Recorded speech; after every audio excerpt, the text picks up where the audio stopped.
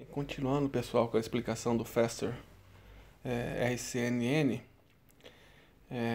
então a parte 2, você tem aqui do lado esquerdo, eu estou mostrando, é o resultado do que eu mostrei até agora, né? Que é o final daquela parte da fase de propostas de regiões, né? A rede de propostas de regiões. Então você tem lá agora uma série de âncoras, né, que seriam regiões da imagem, possíveis candidatos aí a conter algum objeto. Só que você não sabe ainda qual é o objeto. O que a gente quer agora é classificar o tipo de objeto. No caso do exemplo, com a raça do boi. Com essa saída, então, que a gente tem das fases anteriores, dá agora para a gente criar um ranking, né, das âncoras mais prováveis de serem objetos. E na proposta original, o que se faz é selecionar as 2.000 mais prováveis. Então você vai selecionar 2.000 âncoras. Eu estou mostrando aqui só algumas. Reparem nessa imagem aqui que algumas âncoras não tem nenhum objeto aqui, não tem nenhuma interseção com um objeto. É importante você lembrar aqui que essas âncoras são criadas a partir de um conjunto grande de imagens. Então pode ser que aqui nessa imagem não apareça nenhum boi ali, né? Mas em alguma outra imagem apareceu. Então é isso que você tem que ter em mente. Você tem 2.000, né, em posições e tamanhos fixos agora, né, que você aprendeu. E a partir dessas 2.000 âncoras, né, você tem também um outro ponto importante naquela fase anterior que eu falei. Tem aquela fase de extração de atributos, né, que gera ali aquele tensor, né, logo depois que a CNN, na primeira camada, das primeiras camadas, né, geram. Você tem você tem um tensor representando ali 512 mapas de atributos. Certo? Isso aqui é muito importante, porque o Faster aí vem disso, na verdade. Vem dessa parte eu vou falar depois, no finalzinho, vou fazer um fechamento de tudo. Mas uma das contribuições importantes aí dessa técnica em relação à original, a RCNN original, é que vai haver um reaproveitamento desses atributos que foram extraídos nessa primeira parte lá que é a rede de propostas de regiões, né? A Region Proposal Network, a RPN, certo? Então o que acontece é que você tem esse tensor aí, né? Você tem esses mapas de atributos que você usou para calcular essas 2.000 regiões mais prováveis, né? As 2.000 âncoras. E agora a gente vai usar esses mesmos atributos, isso que é importante, essa mesma rede vai ser usada, então aí você tem uma economia de processamento muito grande. Vai ser usada agora para pegar os atributos para essas âncoras agora, para a gente fazer a classificação. Então aqueles mesmos atributos que você usou para encontrar as âncoras, né, você usa, né, para você agora descrever cada âncora dessa, para você poder agora classificar em uma das classes do seu problema. Então tem um reaproveitamento aí de uma camada para fazer duas coisas diferentes. Então vamos agora a próxima etapa, né, do Faster RCNN, que é o Region of Interest Pooling, né? Esse pooling, né, ele chama pooling porque lembra o max pooling, né? É um tipo de pooling também. Você vai de alguma maneira reduzir o tamanho, né, agora não da imagem inteira, mas das regiões. Você vai pegar agora cada âncora daquelas 2.000 âncoras, e você vai gerar uma região menor, né? Lembrando que cada âncora dessa pode ter uma altura, né, e uma largura própria, mas a profundidade é 512, que são aqueles mapas de atributos. Você vai fazer isso em cima daqueles mapas de atributos, o Feature Maps. E você vai pegar cada âncora dessa aqui e vai gerar agora uma região de 14 por 14, quer dizer, com a mesma altura e a mesma largura. Todas as âncoras que você tem agora vão passar a ter a mesma altura e a mesma largura. Isso para você poder aplicar, né, as próximas camadas aí, que vão ser camadas que vão fazer a classificação disso, certo? Então você vai agora encolher, né, essa imagem, vai mexer também no ratio, que a gente chama aí, né, na diferença entre a altura e a largura, e você pode fazer isso com algum tipo como você faz no pooling, né, com algumas modificações, mas você consegue pegar esse conjunto de valores e pegar o máximo, a média, né? Você consegue fazer isso. Isso é uma área até antiga de processamento de imagens, onde você consegue fazer essa reamostragem, né, dessa maneira. Então você faz uma transformação nesse... É um cuboide, né, que você tem, lembrando, né? Não é um retângulo que vira quadrado, é um cuboide que vira um paralelepípedo aí só em profundidade, mas com altura e a largura igual. E você tem mais um passo ainda na proposta original, que você faz um outro pooling, agora sim, um max pooling, para reduzir de 14 por 14 para 7 por 7. Então, para cada uma das 2.000 âncoras, você tem agora um cuboide, né, que seriam o quê? 512 mapas de atributos, com altura e largura de 7 por 7. Então, estão iguais agora. Então, você poderia agora alimentar um algoritmo de classificação qualquer, comum. Mas não é, a proposta faz um pouquinho diferente disso. Então você tem isso. Então, o que você tem nessa fase aqui do ROIP, né, que seria o Region of Interest Pooling, você vai pegar aquelas âncoras que você tinha com tamanhos, né, e razões diferentes, né, a razão entre a altura e a largura diferente, e vai transformar isso, né, em vários quadradinhos aí, né, ou agora vai ficar 7 por 7, né? Cada âncora dessa vai ter uma altura e uma largura igual, todas elas com a mesma altura e com a mesma largura. É o que eu estou ilustrando aí nessa imagem. Isso é o ROIP, é a próxima fase do Faster. Agora a gente está chegando na última fase, que tem algumas camadas também, onde você vai agora pegar para cada região de interesse, né, cada âncora dessas 2.000 âncoras, você vai ter uma camada de flatten, que é aquela camada que o flat é de liso. Acho que é uma tradução boa para isso.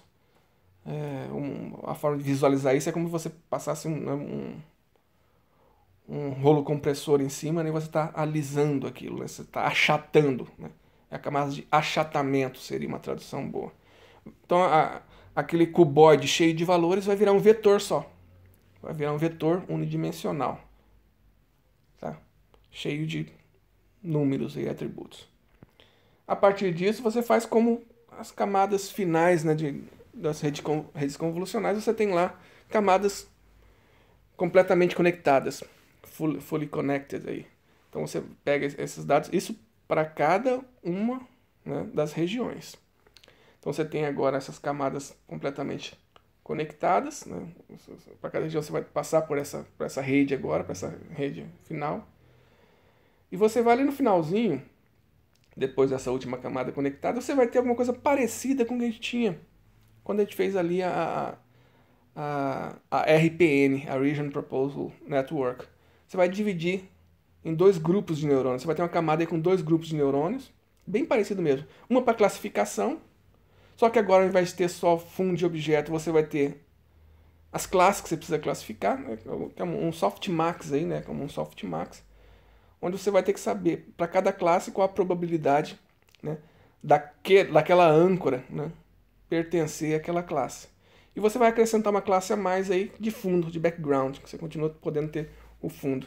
E aí você vai usar uma estratégia parecida com aquele IOU, né, que é a intersecção sobre a união, né, que você continua tendo aí aquele seu conjunto de treinamento anotado. Agora você vai usar aquelas anotações por classe, né, na hora de calcular essa interseção, você vai ver agora qual é a região de treinamento que tem uma interseção maior com uma âncora e qual é a classe, né, dessa região. Agora você leva em consideração a classe. E aí você tem alguns limiares também para dizer se tem interseção ou não. Abaixo do limiar você fala que é fundo, classifica como fundo. Muito parecido mesmo. E você tem aquele outro grupo de neurônios também, a mesma ideia, né? Você diz qual é a classe e você também vai tentar fazer uma regressão para saber como você precisa modificar essa região, né? Claro, no final você não vai ter regiões só quadradinhas ali na tela, né, envolvendo o seu objeto. Isso aí vai ter que voltar a ser um retângulo, né? Ou um cuboide com alturas e larguras diferentes e tamanhos diferentes. Então você tem que fazer essa regressão também, porque você tem que descobrir qual a classe e que operação você vai fazer nessa janelinha aí para ela encobrir direitinho, né, o seu objeto, né, o seu objeto ficar bem encaixado dentro disso aí. Então a mesma coisa você tem agora, aqueles delta x, delta y, né, aquelas, os delta, né, que são as operações de mudança que você tem que fazer, né, o deslocamento que você tem que fazer no centro e a mudança na altura e na largura. Só que você vai ter 4 neurônios, né, um grupo de 4 neurônios aí, para cada classe. Certo? Então você vai ter uma regressão diferente para cada classe. Isso aí, eu estou mostrando essas setas que eu estou mostrando, eu não estou mostrando todas as conexões, você tem que saber que isso aí está tudo conectado. Não todo mundo com todo mundo, no caso do vermelho e verde, mas todos os vermelhos estão conectados com toda a última camada aí da anterior, né? E os verdes também conectados. Você tem dois grupos de neurônios aí, um para fazer classificação e outro para fazer regressão, né? De maneira paralela. Então, são dois grupos de neurônios, muito parecido com o que eu já expliquei antes. Depois desse passo, você vai ter então agora todas essas suas âncoras, né? Você consegue agora pegar um âncora e dizer qual a chance de pertencer a classe 1, a classe 2, a 3 ou a 4. Então você consegue agora ter um valor, né, que você consegue ordenar essas âncoras por classe e você pode aplicar a supressão de não máximos novamente, para quando você tem várias janelas aí muito próximas uma das outras e correspondente ao mesmo objeto, ao mesmo esquema. Então eu vou mostrar agora, vou fazer uma revisão geral, né, de todo o conteúdo dessas duas videoaulas, né?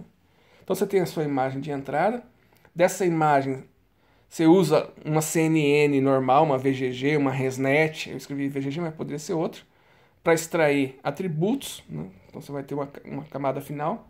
Tem uma camada extra de convolução, né, no artigo original, para você ter exatamente 512 mapas de atributos. É uma camada de convolução, né, normal, né? Dessa camada, você passa agora, você gera aquelas âncoras, lembra? Aquele monte de âncora lá para cada, né, ponto, você gera aquele enorme quantidade de âncoras. Aí você treina, né, esses dois grupos de neurônios para fazer a classificação entre objeto e fundo e para fazer a regressão para saber como é que você desloca essa âncora para encaixar bem um objeto. Nesse ponto você não usa a informação de qual é a classe do objeto, só se ele é um objeto ou não, ou é fundo. Isso é o que eu expliquei. Esse trecho aqui é a RPN que a gente chama. Depois dessa classificação da regressão ainda tem a parte do NMS que eu estou chamando aí, que é Non-Maximum Suppression, é supressão de não máximos. E com isso você fica aí com as suas 2.000 regiões, ou 2.000 âncoras, que você precisa agora aprender a classificar. Para isso você aplica o ROIP, né, que seria Region of Interest Pooling, né? É uma camada de pooling, onde você vai pegar essas regiões que têm formatos diversos e tamanhos diversos e vai padronizar isso para todo mundo ter o mesmo tamanho.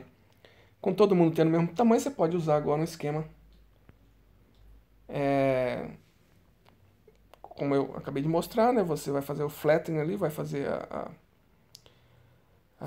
o achatamento, né? O achatamento gera um vetor, duas camadas totalmente conectadas, e aí você tem esses dois grupos de neurônios aí na última camada, né? Que seria a última camada da sua rede. Uma para fazer classificação e a outra para fazer regressão. Você pode aplicar de novo aí a supressão de não máximos agora considerando a classe, né? Aquela que você aplicou de não máximos antes na RPN não considera a classe, aqui você considera a classe. Você tem que ordenar por classe.